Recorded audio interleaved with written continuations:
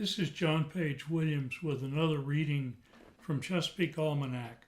The month is September, and this chapter is entitled The Wild Rice is Ripe. On Labor Day some years ago, science teacher Suzanne Tolson, her husband Bill, and I were paddling a canoe up Rosia Creek, a Potomac tributary near Colonial Beach, Virginia. We were scouting it for a Chesapeake Bay Foundation field trip that was scheduled for later in the month. The lower portion of Rosia is distinctly brackish, but the upper reaches are fresh.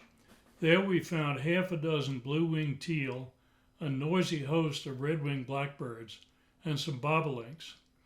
With the school year about to begin, it was natural enough to think about fall coming soon, but by their presence these birds told us that it had already begun. They would stay on Rosia Creek for several weeks, but they were definitely headed south. Long migrations are tough on small birds. They must fatten up considerably to store energy for their journey. On this day, the marsh at the head of Rosia Creek and several hundred others like it around the Chesapeake were ripe with high-energy seed-bearing plants, especially wild rice. We usually associate wild rice with the lakes of Minnesota and Wisconsin, where it is harvested commercially. But here on the Chesapeake, our many tidal rivers and creeks offer it excellent habitat. The upper tidal reaches of virtually all the Chesapeake's big rivers give wild rice just what it needs: fertile freshwater marsh soil and plenty of current flow. In a powerful river with a big watershed like the Rappahannock or the Choptank, freshwater flow from the land is strong enough to keep incoming salt water well downstream, resulting in a long stretch of water that is considered tidal fresh. On a smaller river like the Severn near Annapolis, pocket marshes off the side creeks form small tidal fresh marshes where rainwater flows in from well-wooded ravines with deep forest soils. In the river environments, much of the fine silt that the current carries accumulates on the insides of curves. The outer margins of these mudbanks are always underwater.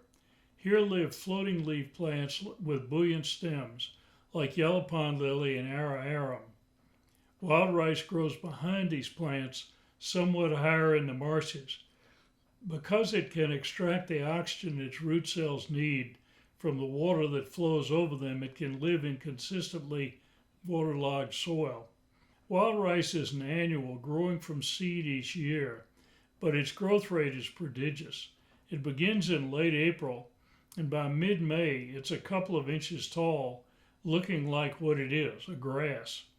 In late May, though, its growth rate begins to accelerate. The plant reaches 2 feet by mid-June, 4 feet by late July when it begins to flower.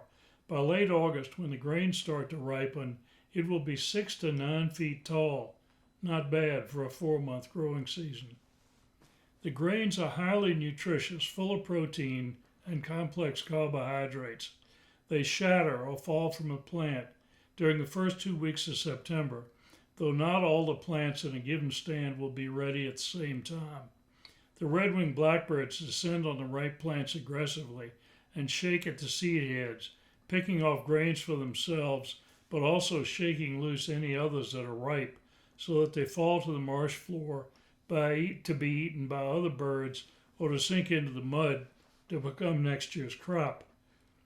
The Native Americans of the North Country traditionally employ a similar technique to harvest wild rice, paddling their canoes up into the marshes and shaking the rice heads over their boats so that the grains fall inside. Then they winnow them by hand to separate out the chaff. I've tried it here on the bay, but it's a lot of work. If you decide to get out of your boat to investigate a stand of wild rice, test your footing first. The muck that it grows in is very, very soft, and it's easy to get deeply stuck. By mid-September, nearly all the grains have shattered, and the plants start to die. The teal, redwings, and bobolink move on to the marshes of the South Carolina and coastal Georgia rivers. By the first frost here, our rice marshes, so recently very tall, will look like stubble fields of fallen over stalks.